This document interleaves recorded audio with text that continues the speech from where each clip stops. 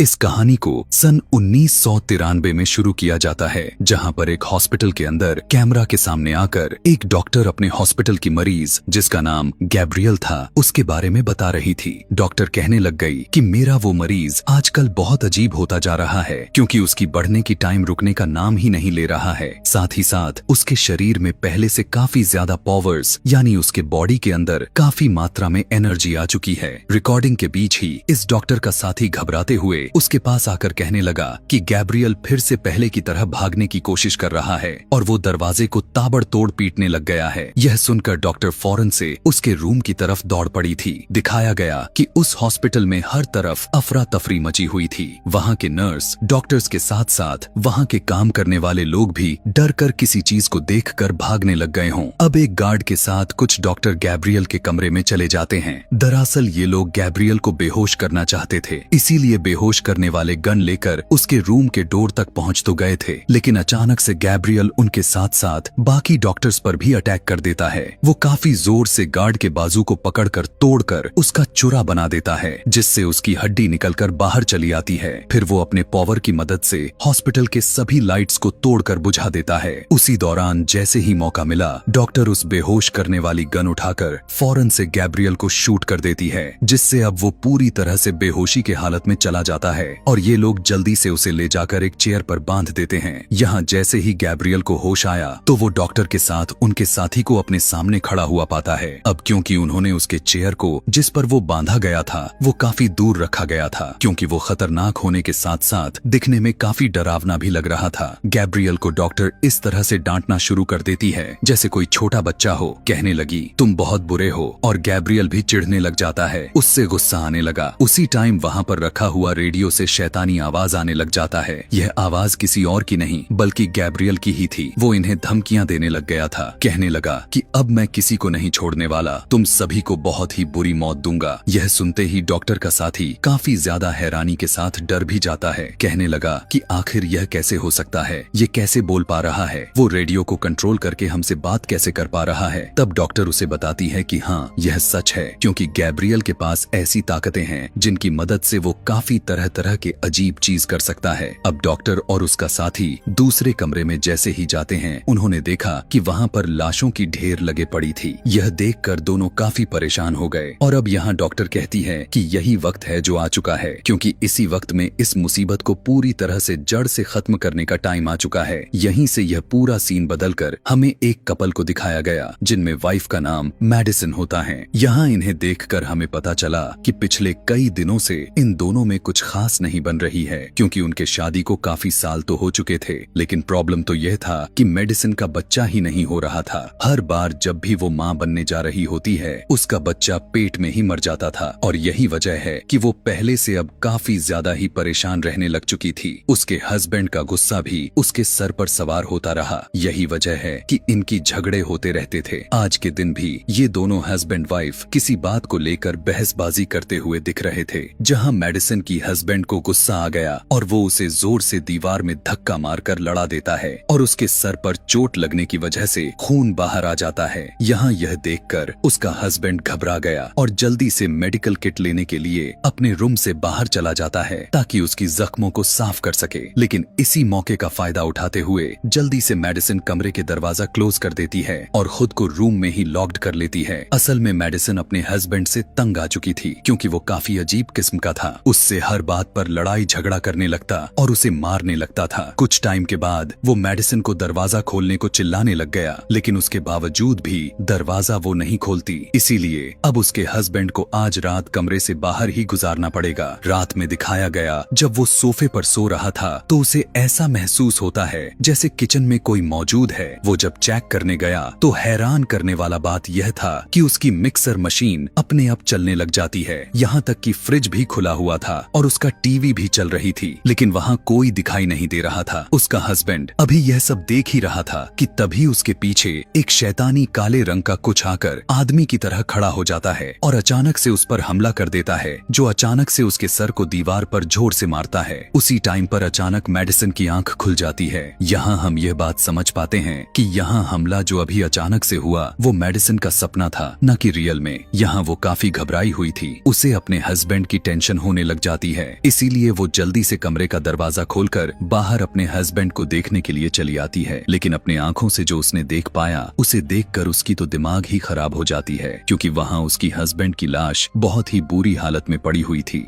दरअसल मेडिसन में जो अपने सपने में देखा था, वो सपना अब एक हकीकत में बदल चुका था। वो काला साया उसके हस्बैंड के पूरी बॉडी को तोड़ मरोड़ कर उसे यहाँ फेंक दिया हुआ था। हर तरफ खून लगे हुए थे। वो अभी अपने हस्बैंड की लाश के पास जा पाती कि तभी पीछे से वही काले रंग की साया निकलकर उसे इस कदर देखने लग जाता है कि मेडिसन का हालत खराब हो जाता है और अब वो मेडिसन की तरफ बढ़ने लगा था। वो उस पर हमला करने के लिए आ पाता, उससे पहले ही वो वहाँ से भागने लग जाती है। इससे पहले कि वो मेडिसन पर हमला कर पाता, वो अपने कमरे में आकर फौरन दरवाजा बंद कर देती है। दरवाजे को हाथ से दबाते हुए खड़ी हो जाती है, जिससे वो कमरे के अंदर न आ सके कि उसी टाइम काला साया आकर दरवाजा तोड़ने की कोशिश करने लग गया। मेडिसन दरवाजे को रोकने की कोशिश करती है, लेकिन वो साया दरवाजा तोड़ ही देता है और काफी तेजी के साथ एक ही झटके में दरवाजे के साथ वो दूर जाकर गिर गई और वहीं पर बेहोश हो जाती है। अगले सीन में मेडिसन को हॉस्पिटल में दिखाया गया, जहां उसकी आंख खुला तो उसके सामने उसकी बहन बैठी हुई थी, जो पहले तो मेडिसन का हाल पूछती है कि तुम ठीक हो, फिर उसे बताती है 2 बुरी खबरें हैं। मुझे बड़े अफसोस के साथ कहना पड़ रहा है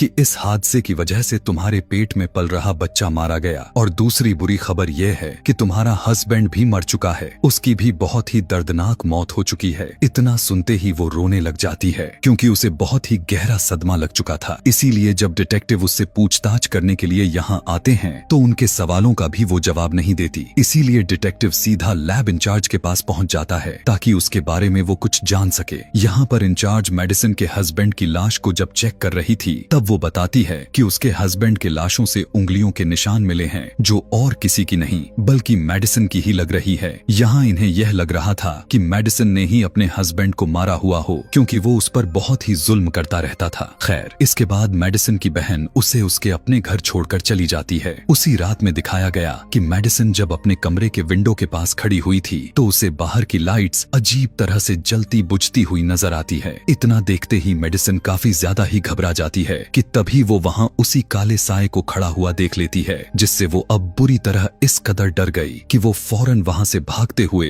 अपने घर के सारे दरवाजे विंडो को बंद करने लग जाती है, जिसके बाद घर की सारे लाइट्स को ऑफ कर देती है, जबकि ऐसे उसे बिल्कुल भी नहीं करना था। लेकिन तभी वो यह देखकर काफी ज्यादा ही डर गई कि उसके घर का मेन डोर ही अपने आप ही खुलने लग जाता है। वो डरते हुए जल्दी से भागकर अपने कमरे में आकर दरवाजे को लॉक्ड कर लेती है। आज की रात इसी तरह बहुत मुश्किल से गुजरा था। अगले दिन से मेडिसन ड्रिल मशीन को उठाकर अपने काम पे लग गई, यानी वो अपने सभी दरवाजे पर 2-2 लॉक्स लगाने लग गई थी। अगले दिन मेडिसन की बहन उससे मिलने आई। यहाँ हमें पता चला कि वो दोनों सगी बहनें नहीं हैं, क्योंकि जब मेडिसन 8 साल की थी तो उसके सौतेली बहन की मॉम डैड ने मेडिसन को गोद ले लिया था, और 8 साल से पहले क्या हुआ था उस बारे में कोई भी बात मेडिसन को याद नहीं था। वो सब कुछ भूल चुकी थी। दूसरी तरफ हमें एक औरत को दिखाया जाता है जो एक टूर गाइड थी, यानी वो लोगों को अंडरग्राउंड शहर की यात्रा करवाने में उनकी मदद करती थी। यहाँ इस टाइम वो अपने सारे कस्टमर को एक खौफनाक शहर के बारे में बता रही होती है, जिसके साथ टूर खत्म होने के बाद सभी लोग उसे पैसे देकर वहाँ से जाने लग जाते हैं। अब एक जगह पर आकर वो अपना काम खत्म ही करके वहाँ से जाने की तैयारी ही करने में लगी थी, तो अचानक वहाँ सारी की सारी लाइट जलने बुझने लग जाती हैं और देखते ही देखते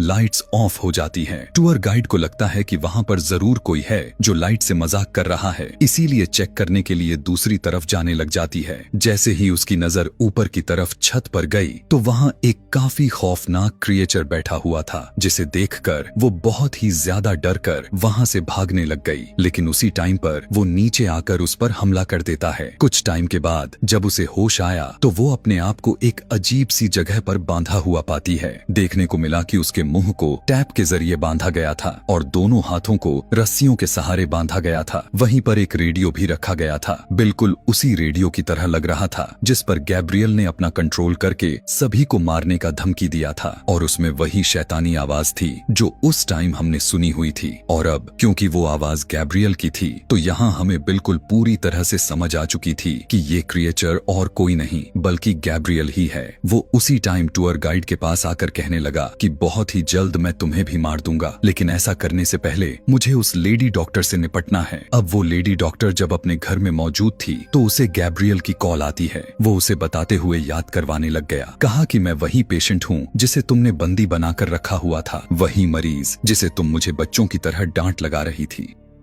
यहाँ लेडी डॉक्टर उसे पहचान और समझ नहीं पाती क्योंकि उसे लग रहा था कि रॉन्ग नंबर होगा, इसीलिए कॉल काट देती है और फौरन से अपने ऑफिस आकर अपने एक फाइल ढूंढने लग गई। उन्हें वो फाइल मिल तो गई थी, लेकिन उसके अंदर से एक छोटी बच्ची की पिक्चर निकलती है जिसकी उम्र लगभग 8 साल की थी। इधर मेडिसिन कपड़े धुलने के लिए जैसे ही वो उस मशीन को खोलती है तो वहाँ उसे लेडी डॉक्टर को अचानक से दिखाई दे देता है और वो डर कर पीछे हट जाती है कि उसी टाइम अचानक से मेडिसिन का पूरा घर लेडी डॉक्टर के घर में चेंज हो जाता है, यानी अब वो डॉक्टर के घर में मौजूद थी। यहाँ पर भी मेडिसिन उस काले साए को देखती है जो और कोई नहीं बल्कि गैब्रियल ही था। अचानक से वो मेडिसिन के बालों को पकड़कर जोर से उसके और खुद मेडिसिन दोनों को घर में पटकता रहता है। अब गैब्रियल काफी गुस्से में दिखाई देने लग गया था। यहाँ सिर्फ मेडिसिन के साथ ही नहीं बल्कि उस डॉक्टर के साथ भी हो रहा था। मौका मिल पाते ही डॉक्टर उठकर वहाँ से भागने लग गई। गैब्रियल भी उसके पीछे गया, जिसने हाथ में ट्रॉफी पकड़ी हुई थी। वो डॉक्टर को पकड़कर ट्रॉफी के नोक से उस पर अटैक कर देता है। दिखाया गया कि गैब्रियल उसके सर को बहुत ही बुरी तरह से क्रश कर देता है, जिससे डॉक्टर की बहुत ही दर्दनाक तरीके से डेथ हो जाती है।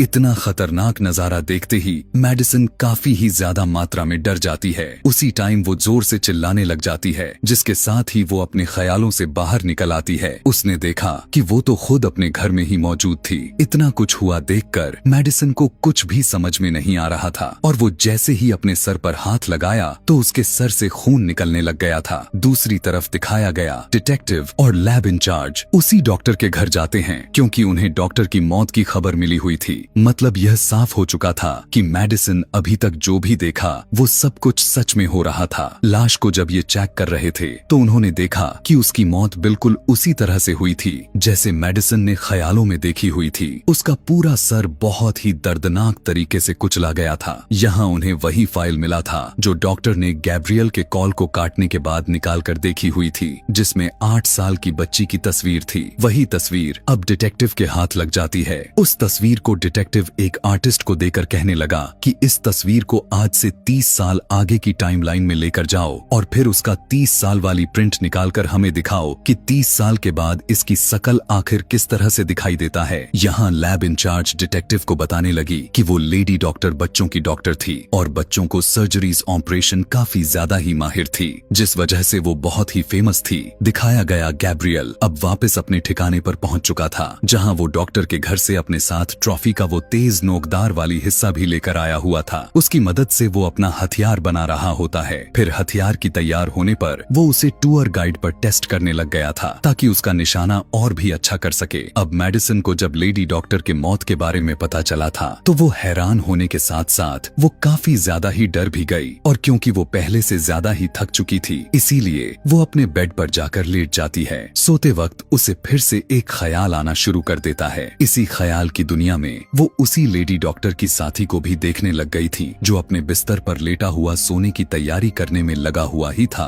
कि उसी टाइम उनके पास गैब्रियल आ जाता है। उसने अपने हाथ में वही तेज धार वाली ट्रॉफी ली हुई थी। वो डॉक्टर के साथी के पास आकर उसके ऊपर ही चढ़ जाता है। जैसे ही डॉक्टर की साथी ने उसे देखा तो उसकी तो हवा ही टाइट हो जाती है और वो जोर से चीख मार देता है और फौरन से गैब्रियल उस ट्रॉफी हथियार को उसके सीने में बार बार मारते हुए उसे घुसा देता है और उसी टाइम पर डॉक्टर की मौत हो जाती है। इस वाले ख्याल को देखकर मेडिसिन काफी ज्यादा ही डर चुकी थी। उसकी आंख खुल गई और वो जोर जोर से चिल्लाने लग चुकी थी। दरअसल उसका यहाँ पहली बार था जो गैब्रियल के चेहरे को देखा था, जो बहुत ही डरावना और काफी ज्यादा ही बदसूरत था, जिसे देखकर उसकी तबीयत इतना ज्यादा बिगड़ जाता है कि वो फौरन से उठकर चीखना चिल्लाना शुरू कर देती है। जब वो खुद को कमरे में पाकर उसने देखा कि उसके तकिए पर काफी सारे खून गिरे हुए थे। चिल्लाने की आवाज को सुनते ही उसकी बहन यहाँ पर दौड़ती हुई आती तो है, लेकिन उसे कुछ भी समझ में नहीं आया कि उसकी बहन ऐसा क्यों कर रही है। पूछने पर मेडिसिन साफ साफ बता देती है कि मुझे काफी सालों से कुछ डरावने से ख्याल दिखाई देते आ रहे हैं और जो कुछ भी मैं अपने ख्यालों में देखती चली आ रही हूँ वो हमेशा सच हो जाता है। इसीलिए अगले दिन दोनों बहनें पुलिस स्टेशन चली जाती हैं। उनकी मुलाकात डिटेक्टिव और लैब इंचार्ज से हुआ। यहाँ मेडिसिन उन्हें बताने लग गई कि मेरी डरावने ख्याल सच हो जाते हैं। मैंने लेडी डॉक्टर के साथी का मौत भी कुछ देर पहले ही ख्याल देखा हुआ था, जो हॉस्पिटल के सामने वाले बिल्डिंग में हुआ जहाँ वो रहा करते थे। उसकी ऐसी बात सुनकर दोनों डॉक्टर के साथी के घर जाते हैं, जहाँ उन्हें सच में उनकी लाश बेड पर ही पड़ा हुआ मिल जाता है, बिल्कुल उसी तरह से जैसे उसने अपने ख्यालों में देखी हुई थी, बिल्कुल उसी तरह के जैसे गैब्रियल ने उनके चेहरे पर वार किया हुआ था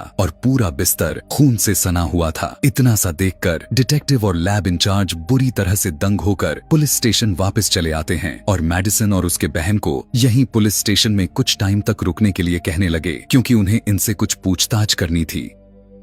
वहीं वॉशरूम में मेडिसिन के पास एक अनजान नंबर से कॉल आया, जो यह कॉल किसी और की नहीं बल्कि गैब्रियल की ही थी, जिसमें वो कहता है कि तुम्हारा नाम मैं अपनी मर्जी से रखने जा रहा हूँ, क्योंकि तुम मेरी बहन हो और मैं तुम्हारा भाई हूँ, और अब मैं इतने सालों के बाद वापस लौटकर तुम्हारे पास आ चुका हूँ। वजह इसलिए क्योंकि मैं तुम्हारा और खुद अपना बदला लेने के लिए ही यहाँ पर आया हूँ। कहने लगा कि जितने भी गुनहगार लोग चैन की सांस ले रहे हैं, उन सबको मौत की नींद सुला दूंगा। यह सुनकर मेडिसिन काफी घबरा गई। फौरन से वो अपने बहन को लेकर पुलिस स्टेशन से चले जाते हैं। उसने जाने के बाद डिटेक्टिव आर्टिस्ट के भेजे हुए फाइल देखने लग जाता है, जिसने उस बच्ची की तस्वीर को बदल दिया था। यहाँ हम यह देख पाते हैं कि 30 साल जो उस बच्ची के उम्र के हिसाब से जो टाइम अभी के टाइम लाइन में चल रही थी, उस बच्ची का तस्वीर को बदलकर सामने किसी और का नहीं बल्कि मेडिसिन का ही होता है। रात में डिटेक्टिव दोबारा से इस फाइल को पढ़ने लग गया, जहाँ उसे पता चला कि मेडिसिन की सौतेली मॉम ने उसे इलाज करवाने के लिए लेडी डॉक्टर हॉस्पिटल में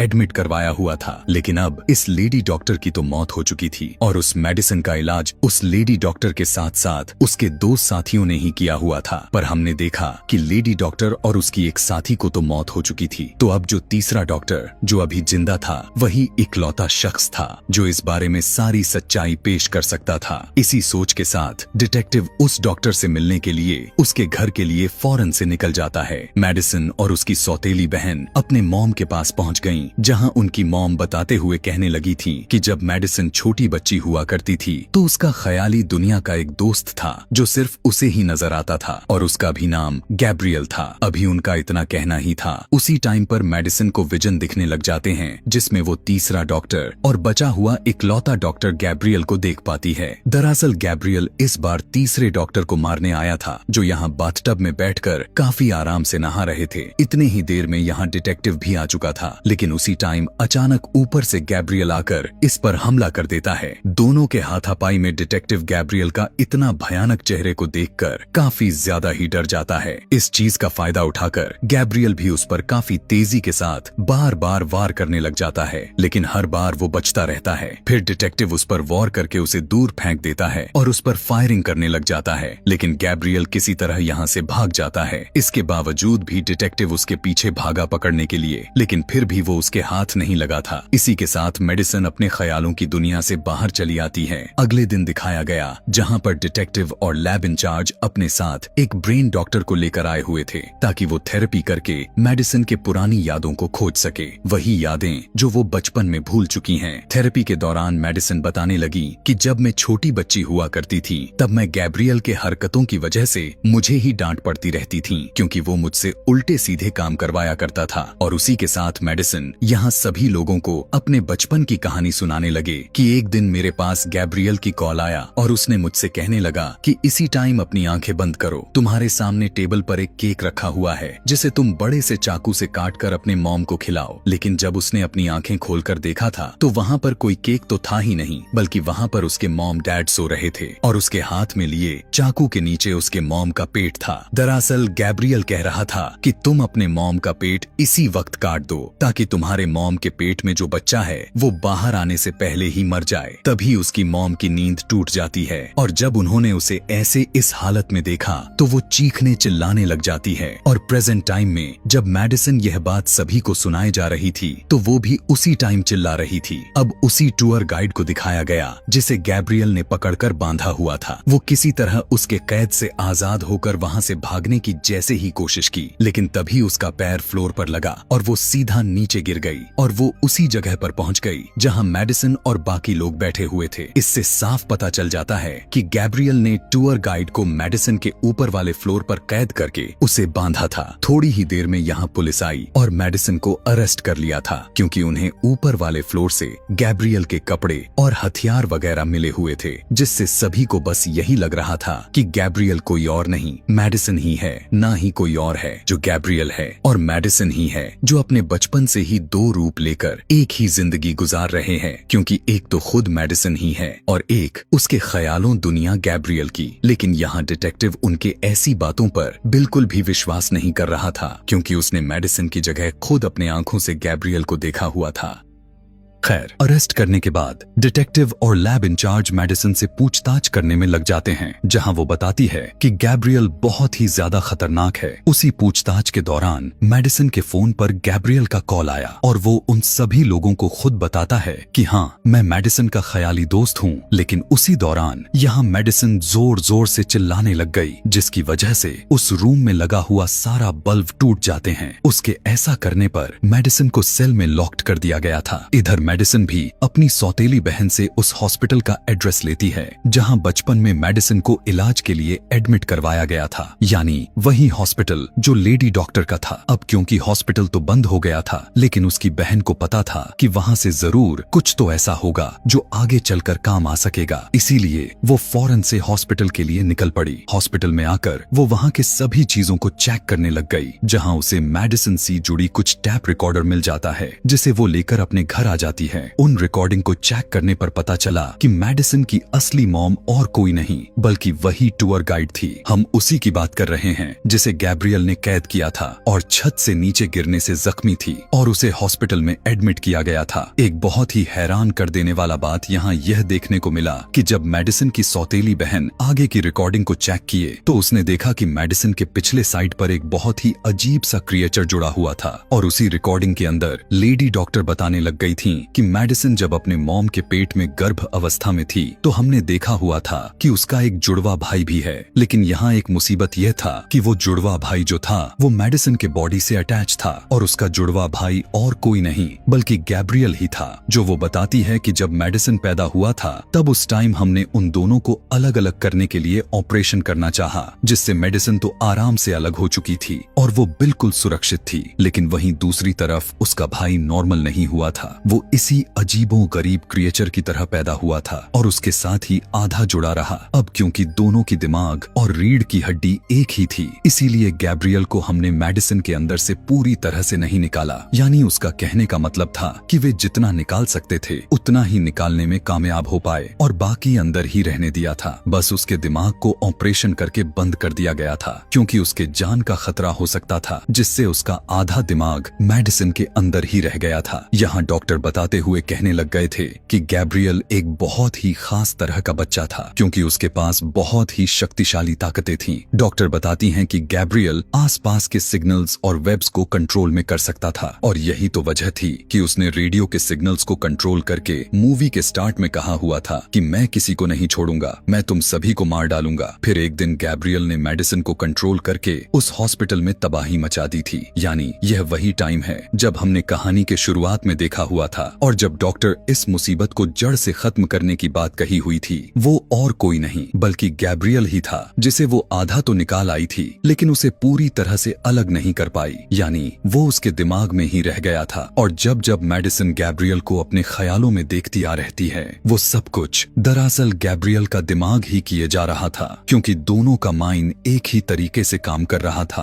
पता चला कि मेडिसन का हस्बैंड जिस दिन उसे प्रेग्नेंट में जब उसे दीवार से लड़ाकर मारा, उसी दिन से सर पर चोट लगने की वजह से गैब्रियल जाग गया था। यह सारी रिकॉर्डिंग देखने के बाद उसकी बहन डिटेक्टिव को बताने के लिए निकल जाती है ताकि उसे सारी सच्चाई को बता सके। उधर मेडिसन को दिखाया गया जहां वो जेल में बंद पड़ी थी, तो जेल की बाकी लड़कियां उसकी कमजोरी का फायदा उठाते हुए उसे परेशान करने लग जाती हैं और वो उसे मारने भी लग जाती हैं। ऐसा होने की वजह से मेडिसन की तबीयत में गिरावट आ जाती है। उन्होंने उसे इतना ज्यादा मार देती हैं कि उसके मुंह और सर से खून निकलने लग जाता है। दिखाया गया जेल के अंदर के सभी लाइट्स खराब होना शुरू हो गया और यहीं पर हम इतना भयानक सीन देख पाते हैं कि गैब्रियल पहली बार मेडिसिन के सर को पीछे से चीरते हुए बाहर आ रहा है। यह देखकर जेल के अंदर की सभी लड़कियां बौखला जाती हैं। गैब्रियल उसके सर को चीरने लग जाता है। लड़कियां डर की वजह से चिल्लाने लग जाती हैं। मेडिसिन अब गैब्रियल के कंट्रोल में थी। अचानक से एक लड़की के पास जाकर उसके गर्दन पर इस तरह से वार करती है कि उसका खून निकलने लग जाता है। फिर एक एक करके जितने भी लड़कियां उसके पास आते जा रही थीं, वो बहुत ही बेरहमी से सभी को पटक पटक फेंकते हुए मारती चली जाती है। दिखाया गया कि मेडिसिन किसी के हाथ को लकड़ी की तरह तोड़ देती है तो किसी के पेट में अपना हाथ घुसाकर आर पार काट देती है। वहीं एक लड़की को पटककर उसके सर पर अपना पैर रखकर कुचल देती है। उसी दौरान एक की तो उसने उसकी गर्दन को तोड़ देती है। इसी तरह दर्दनाक तरीके से सभी को एक एक करके मारती चली गई, जिसके बाद मेडिसिन यानी गैब्रियल वहां उस जेल से खुद को आजाद करते हुए अपने कपड़े के साथ अपना हथियार भी लेकर यहां से निकल जाता है। इधर दिखाया गया डिटेक्टिव को कॉल करके सब कुछ बता दिया था, लेकिन यहाँ डिटेक्टिव जब उसकी बात सुनते हैं तो उन्हें कुछ भी समझ में नहीं आता कि आखिर वो क्या कहना चाह रही है। अब डिटेक्टिव और लैब इंचार्ज दोनों फौरन से उसी जेल में गए, लेकिन उसी दौरान वहां गैब्रियल आकर उन दोनों पर हमला कर दिया। यहाँ पर गैब्रियल दोनों को इतना मारा कि दोनों काफी ज्यादा ही इंजर्ड हो जाते हैं और मौका देखकर गैब्रियल यहाँ से भाग निकलता है। इतनी ही देर में यहाँ मेडिसिन की बहन भी आ गई। तब लैब इंचार्ज उन्हें फौरन उस हॉस्पिटल में जल्द से जल्द जाने के लिए कहने लगी जहाँ टूर गाइड यानी मेडिसिन की मॉम दाखिल थी। यानी गैब्रियल का अगला टारगेट वही थी। वो जब हॉस्पिटल पहुंची तो वहाँ पर गैब्रियल आकर उसके बहन को भी इंजर्ड कर देता है। उसी के साथ वहाँ के एक गार्ड पर अटैक करके